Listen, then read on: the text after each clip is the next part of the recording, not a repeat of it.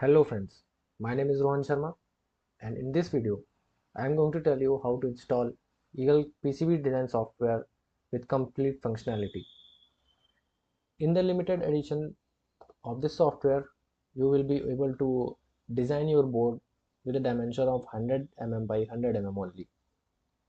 But after this installation, you will be able to increase your board dimension as much as you want. You can customize your PCB with more than 100 mm by 100 mm of dimension. So let's get started how to install the software. For the installation, you may need to follow this document. I will put this document link into the description. You need to follow this complete instruction step by step as given in the document. I hope you have completed your installation till now. You have followed the instructions carefully. Meanwhile, you have turned off your internet and then you have done the installation. Now after installation, we need to test whether we have a proper installation. We have completed the proper installation, and we will check whether we have a full functionality of Eagle. Okay, for that, let's close this software. We'll go to the desktop and we'll double click on the Eagle. Let it open. We'll just close this pop-up window. Then we'll go to File, New, then we'll open Schematic.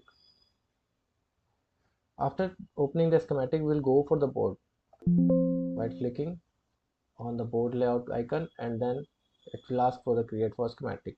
We'll just click on yes and then check whether we can increase our board layout more than 100 mm or not. So for that, we just click on info and we'll click on the rightmost line, which is border. For now, the dimension R is in mils, so we'll just convert into the mm like this and we'll press OK, and then again select info and then we'll click into the lines, and then now it is in mm, so we'll increase, let's say 200, and then click on OK. Now we can see we can increase our board layout size and place the components according to our need.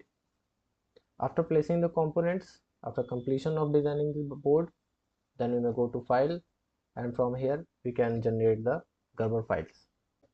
That's it in this video. If you find this video informative, then please like this video, and if you have any suggestion, please comment.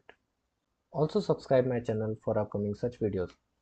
You may also follow me on Instagram or Telegram. You may also reach out to me on Instagram for instant reply.